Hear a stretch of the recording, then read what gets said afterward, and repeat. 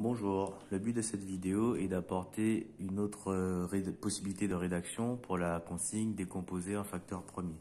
Donc ici, on va prendre l'exemple avec 72.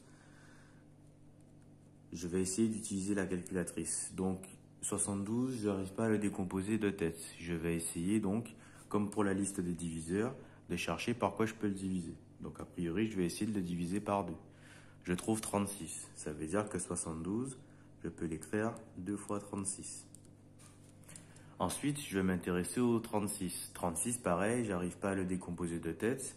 Je vais essayer de le diviser. Donc je fais 36. Je vais essayer d'abord de le diviser par 2. Ça me fait 18. Du coup, ce que je vais faire, c'est que sous le 36, je vais écrire 2 fois 18. Et je ne vais pas me préoccuper du 2 pour l'instant que j'avais déjà marqué. Ensuite, je recommence la même méthode avec 18. 18, j'essaie de le diviser par 2, ça me fait 9. Donc 18, je vais remplacer par 2 fois 9. J'ai que des 2 pour l'instant et j'ai toujours le 9 ici à diviser. Alors 9, j'essaie de diviser par 2.